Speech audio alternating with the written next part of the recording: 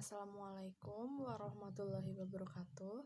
Perkenalkan, nama saya Haula Irmawati dengan NIM 2190302021 dari kelas A2 angkatan 2019-2020. Nah, kali ini saya akan menjelaskan tahapan-tahapan tentang pengadaan karyawan. Nah, kita bisa dimulai dari penampilan kita terlebih dahulu karena kita harus berpenampilan dengan rapi dan enak untuk dilihat serta harus berpakaian formal, bukan menggunakan kaos atau apapun baju yang kurang formal. Contohnya seperti di gambar berikut ini. Nah, jadi kita harus menggunakan seperti kemeja, dasi, jas, celana bahan, serta yang lainnya. Yang jelas kita harus kelihatan rapi. Tahap selanjutnya yaitu membuat rancangan model struktur. Terdiri dari General Manager, Manajer Keuangan atau Akuntansi, F&B Manager, Room Division Manager, dan Marketing Manager. Nah, untuk tahap selanjutnya yaitu menetapkan kebutuhan akan bekerja dengan menggunakan formulir permintaan tenaga kerja untuk merekrut para karyawan yang akan dibutuhkan. Tahap selanjutnya yaitu rencana sumber calon. Sumber-sumber rekrutmen, metode rekrutmen terbagi menjadi dua, yaitu rekrutmen internal yang terdiri dari rencana suksesi, job posting, perbantuan pekerja, keluarga pekerja, promosi, dan pemindahan. Selanjutnya, rekrutmen eksternal terdiri dari dalam negeri dan luar negeri. Dari dalam negeri dan luar negeri prosesnya sama, yaitu dari pelamar, lembaga pendidikan, rekomendasi karyawan, agen tenaga kerja, organisasi profesional, iklan, dan lain-lain. Nah, dari sumber internal adalah karyawan yang akan mengisi lowongan kerja yang diambil dari dalam perusahaan tersebut. Hal ini dilakukan dengan cara melakukan mutasi atau memindahkan karyawan. Lalu dari sumber eksternal sendiri adalah karyawan yang akan mengisi jabatan yang lowong yang dilakukan perusahaan dari sumber-sumber yang berasal dari luar perusahaan. Nah, langkah selanjutnya yaitu metode pencarian sumber calon pekerja. Ada dua metode, yaitu metode terbuka. Yaitu metode terbuka adalah di mana rekrutmen diinformasikan secara luas dengan memasang iklan pada media massa baik cetak atau elektronik, ataupun dengan cara dari mulut ke mulut agar tersebar ke masyarakat luas. Dengan metode terbuka ini diharapkan dapat menarik banyak lamaran yang masuk, sehingga kesempatan untuk mendapatkan karyawan yang qualified menjadi lebih besar. Nah, yang kedua yaitu metode tertutup. Metode tertutup yaitu di mana rekrutmen diinformasikan kepada karyawan atau orang tertentu saja. Akibatnya lamaran yang masuk relatif sedikit, sehingga kesempatan untuk mendapatkan karyawan yang baik akan semakin sulit. Nah, seperti kita bisa lihat, ini adalah contoh pengiklanan lowongan pekerjaan. Tahap selanjutnya adalah formulir seleksi lamaran. Kita bisa lihat mulai dari start, evaluasi oleh bagian produksi, membutuhkan penambahan personil, request manpower,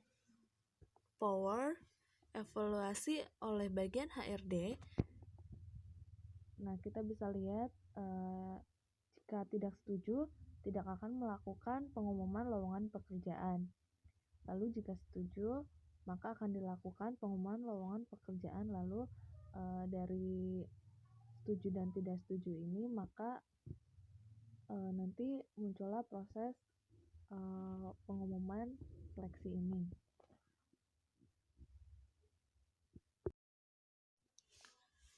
Nah, tahap selanjutnya yaitu melaksanakan proses seleksi calon pekerja dengan menggunakan uji tertulis dan uji wawancara. Setelah penyeleksian dokumen, HRD dengan semua departemen akan menyeleksi satu persatu calon pekerja yang sudah lolos dalam dokumennya, untuk kemudian dilakukan tes kepada masing-masing calon pekerja. Tahap ini dilakukan tatap muka antara HRD dengan para calon pekerja dan dilakukannya tanya jawab langsung dengan beberapa pertanyaan yang dikenal dengan interview. Proses seleksi calon pekerja terdapat 4 komponen, yaitu kuantitas atau jumlah tenaga kerja yang dibutuhkan, yang kedua standar kualifikasi tenaga kerja yang dibutuhkan, dan ketiga kualifikasi dari sejumlah calon tenaga kerja. Kualifikasi yang menjadi dasar dalam seleksi yaitu terdiri dari keahlian, pengalaman, umur, jenis kelamin, pendidikan, keadaan fisik, tampang, bakat, temperamen, dan karakter, kerjasama, kejujuran, kedisiplinan, dan inisiatif dan kreatif. Yang keempat, ada serangkaian alat-alat seleksi.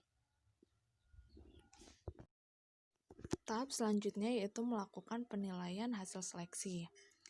Setelah dilaksanakan proses seleksi, maka semua calon pekerja akan diberikan penilaian oleh HRD maupun departemen yang bersangkutan apakah sesuai dengan kriteria dengan nilai yang baik ataupun buruk. Dalam tahap ini akan ditentukannya apakah calon pekerja akan diterima di perusahaan tersebut ataupun tidak.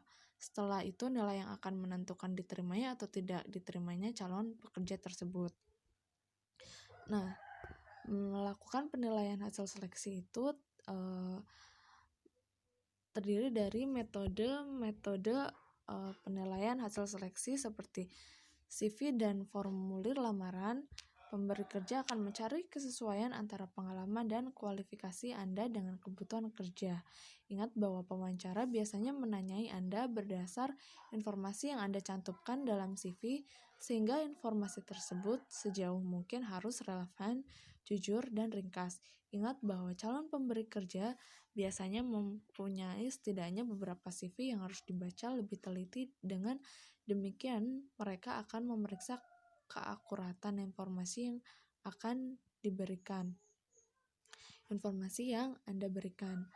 Selanjutnya ada dari wawancara, tes kemampuan, kuesioner kepribadian, dan latihan simulasi. Tahap selanjutnya, penawaran kerja kepada pegawai yang diterima. Setelah proses rekrutmen selesai, maka tim HRD dapat menentukan posisi jabatan untuk setiap kandidat pelamar kerja terpilih, persiapan penawaran, dan kontrak kerja yang sesuai dengan posisi jabatan tersebut. Tim HRD dapat membuat surat pemberitahuan dan ucapan terima kasih kepada para kandidat yang belum diterima bekerja. Hal tersebut penting dilakukan untuk membuat citra baik perusahaan di mata pelamar kerja.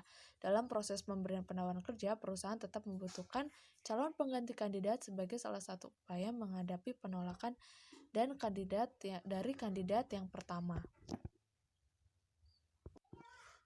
Tahap selanjutnya yaitu melakukan penempatan calon pekerja. Setelah terjadinya proses kontrak dan persetujuan antara HRD dan pekerja tersebut, maka dilakukannya penempatan para pegawai tersebut sesuai dengan departemen atau bagian yang sesuai dengan kesepakatan tersebut. Kemudian daripada itu, penempatan ini berlangsung sangat cepat dan akan terjadi penyesuaian pegawai terhadap departemen tersebut.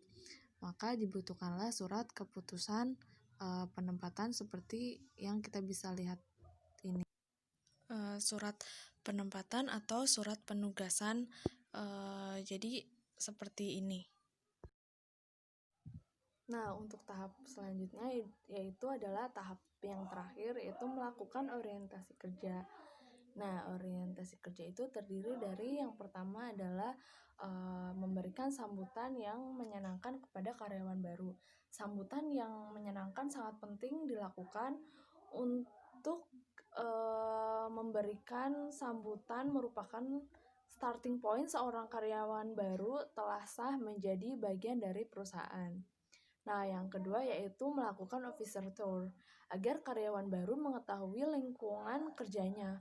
Office tour juga merupakan salah satu hal yang penting untuk dilakukan agar karyawan baru dapat sekaligus merasakan suasana kantor dan bertemu karyawan-karyawan lainnya. Nah, yang ketiga yaitu memberikan employee kit dan kontak person.